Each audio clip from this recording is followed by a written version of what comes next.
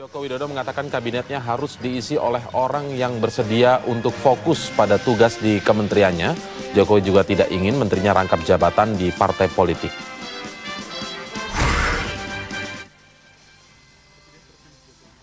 Joko Widodo mengatakan kabinetnya akan diisi oleh orang yang cakap di bidangnya. Namun ia tidak akan membedakan apakah orang pilihannya itu berasal dari partai politik atau bukan.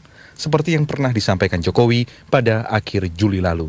Kan banyak juga yang di partai, Pak. Ini akan diambil juga atau gimana, Pak? Atau profesional murni? Kita itu tidak pakai murni atau tidak murni, yang penting profesional.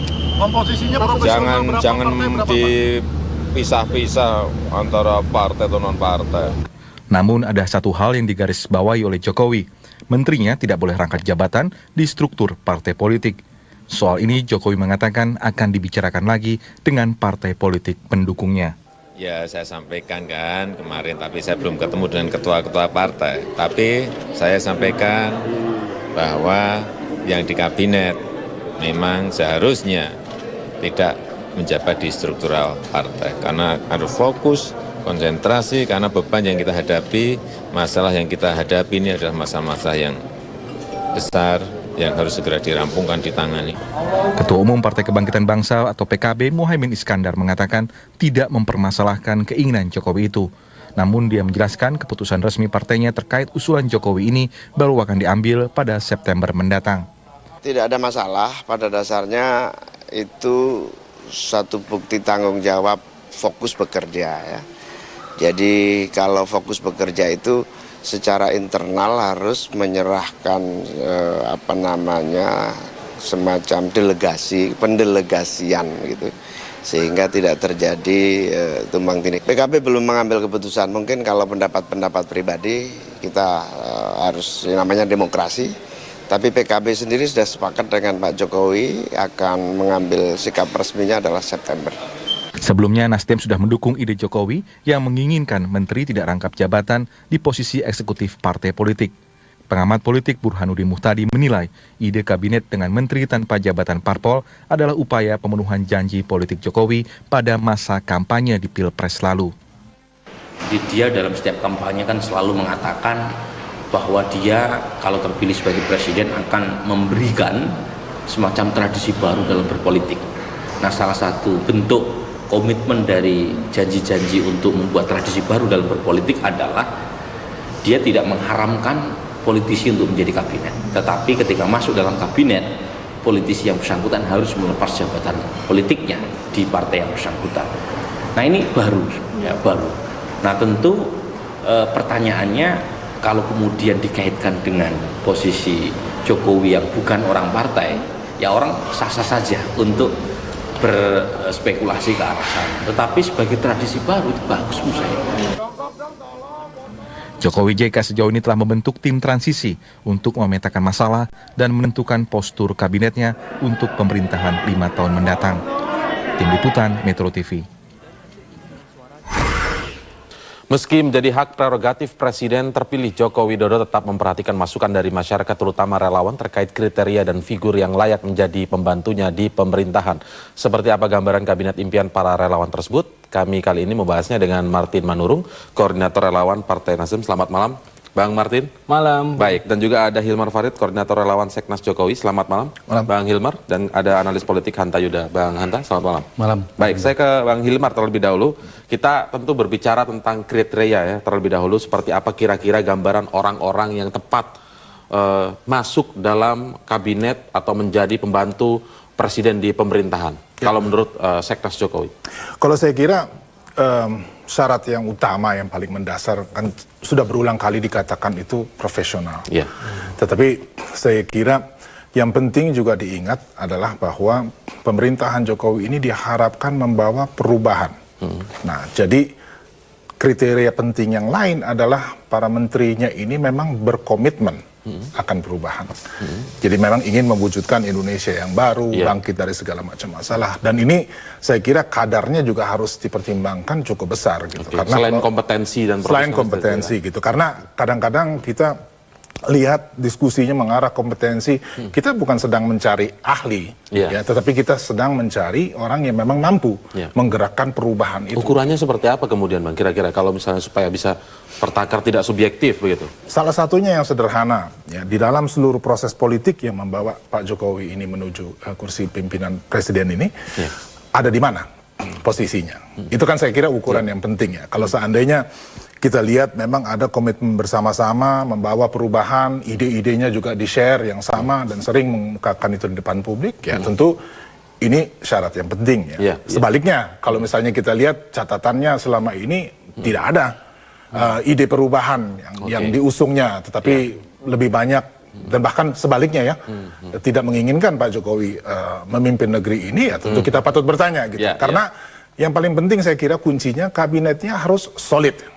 Ya, secara politik memang mantap dengan kemampuan dan kompetensinya gitu, tapi terutama solid secara politik. Baik, Bang Martin tidak terdikotomi profesional dari partai atau profesional non partai lagi yang sekarang sedang kita bahas. Tapi sebenarnya apa jaminannya kira-kira profesional yang dari partai ini meskipun tidak menjabat secara struktural di partainya, kemudian ketika masuk di kabinet atau menjadi menteri tidak tersandra juga, kan sama-sama orang partai juga intinya. Apa jaminannya kira-kira menjadi tidak membebani pemerintahan ini? Nanti kita jawabnya, kita akan ulas lagi. Ya, apa sebenarnya jaminan ketika profesional dari parpol walaupun tidak menjabat struktural di partai itu ketika masuk atau dipilih menjadi seorang menteri oleh presiden terpilih tidak ada sandra juga seperti ketika misalnya sekarang ada ketua umum atau sekjen sebuah partai politik menjadi menteri. Ini kan sama aja orang-orang partai juga, apa bedanya, Bang Martin? Saya rasa sebenarnya itu yang kita tekankan lebih di proses seleksinya ya. Artinya bagaimana Pak Jokowi menggunakan hak prerogatifnya yang memang dimiliki oleh sepenuhnya oleh Pak Jokowi sebagai presiden, memilih kader-kader terbaik bangsa ini atau anak-anak terbaik bangsa ini, baik dia dari partai politik maupun non partai politik. Itu yang paling penting menurut saya. Karena sebenarnya kalaupun tadi ada kecurigaan bahwa kader partai yang masuk tetap dia dipengaruhi oleh institusi partainya, profesional juga bisa seperti itu loh.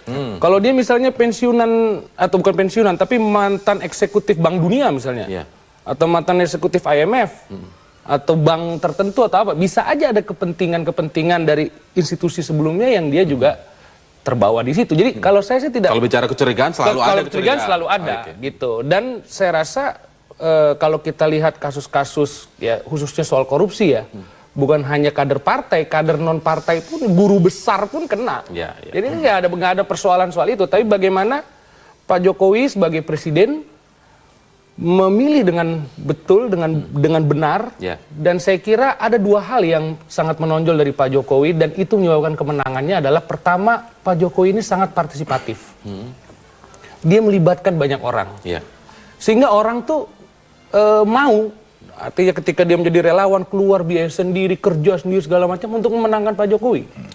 Nah, kemudian yang kedua, beliau ini transparan dan itu sudah ditunjukkan. Nah, jadi saya pikir dalam menyusun kabinet ini juga, kalau Pak Jokowi bisa menggunakan karakter dia itu, saya yakin kabinet ini akan bagus. Akan bagus, baik. Sikap Jokowi yang ingin tetap mendapat masukan dari relawan begitu ya, Bung Hanta, soal kabinet ini dianggap positif memang, karena melibatkan banyak orang tadi seperti disebutkan oleh Bung Martin.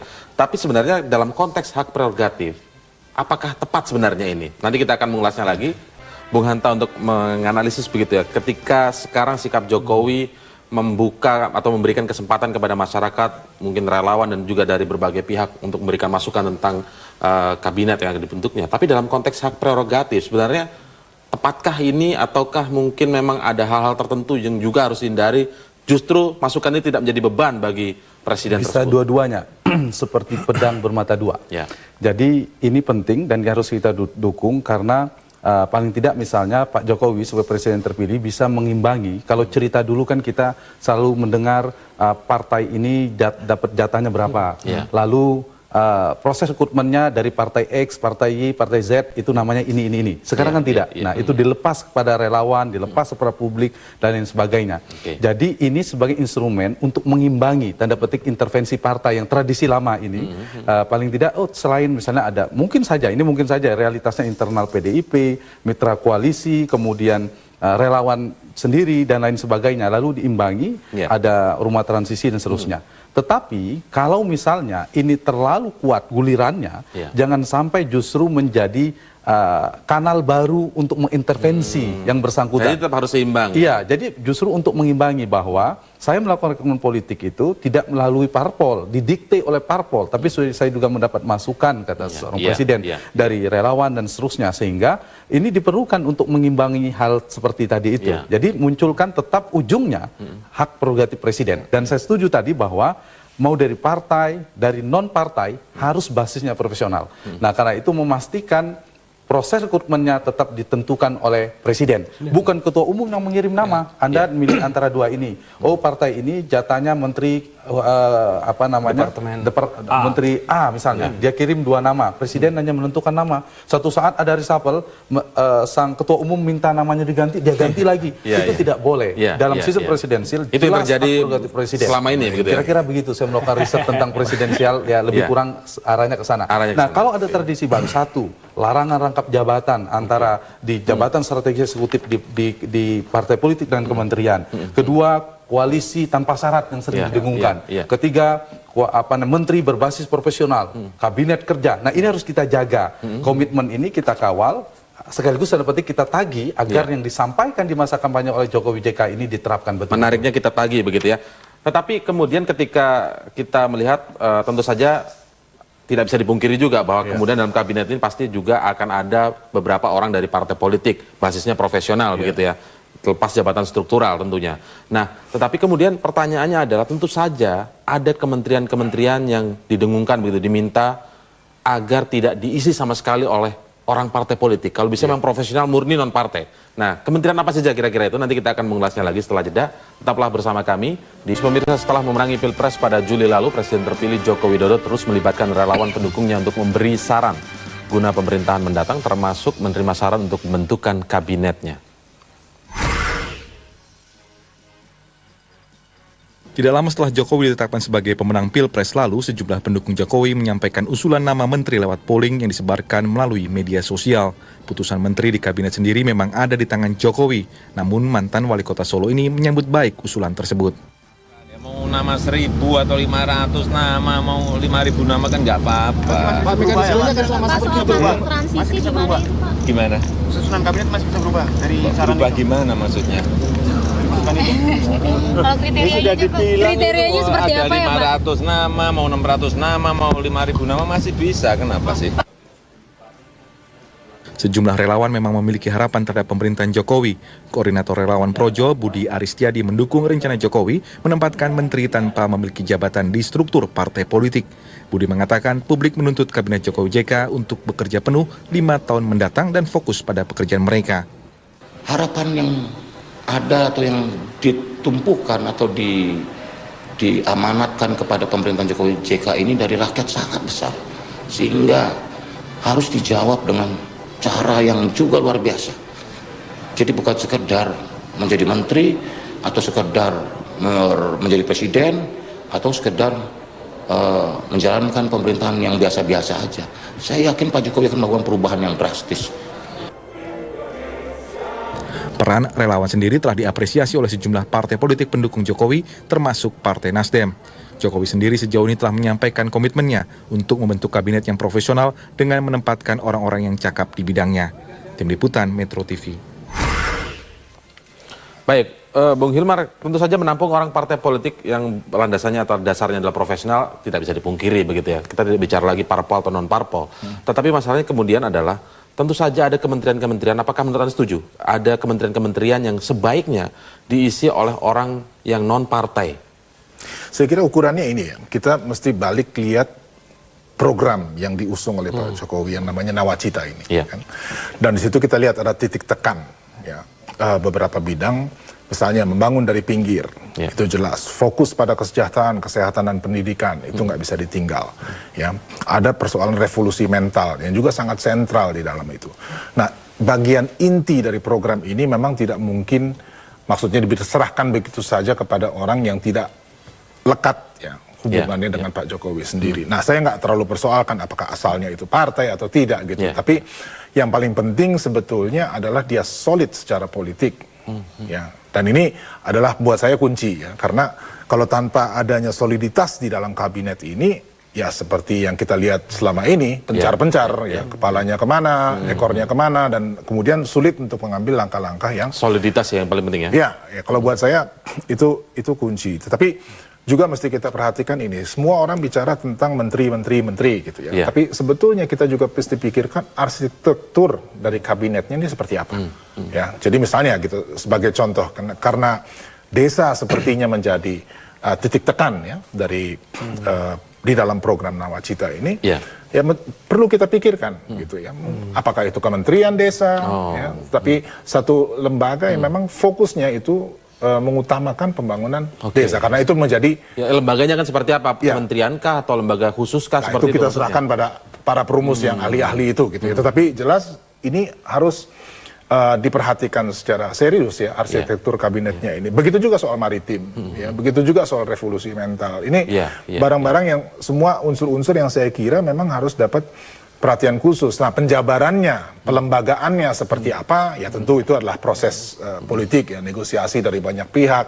Kita bicara juga bukan cuma soal keinginan ya, tapi juga kenyataan gitu, uangnya ada atau enggak gitu, dan dimungkinkan atau tidak secara hukum dan seterusnya. Tapi saya kira itu hal menarik juga yang bisa diulas begitu. Tapi kalau misalnya kembali lagi soal kementerian, ada yang berbicara seperti ini, misalnya ada yang mengatakan seperti ini, Bung Martin, bahwa kementerian yang menaungi hajat hidup orang banyak, misalnya kementerian di bawah Menko Kesra misalnya, atau di bawah Menko Perekonomian misalnya, secara langsung itu sebaiknya semuanya diisi oleh orang-orang yang tidak dekat dengan partai, maksudnya non-partai, seperti itu. Pendapat Anda seperti apa? Saya rasa sih, saya sepakat dengan tadi katakan oleh Hilmar Farid ya. Artinya kita bukan melihat bahwa kementerian ini sebaiknya diisi oleh profesional atau orang non-partai. Karena sebenarnya orang non-partai ini juga bukan orang yang tidak ada kepentingan juga. Jadi kita harus melihatnya betul-betul ini bukan soal dari mana di dia awal berasal. tadi ya. Nah, yang saya mau garis bawahi dari Bung Hilmar Farid tadi, program Nawacita dan janji-janji kampanye Pak Jokowi JK itu hendaknya tergambar di dalam arsitektur kelembagaan kabinet maupun keseluruhan pemerintahan eksekutif Jokowi JK nanti.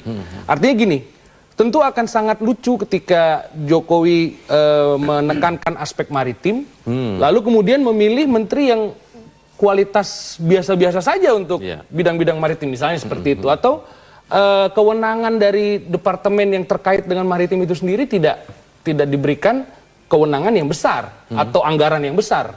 Saya kira di situ.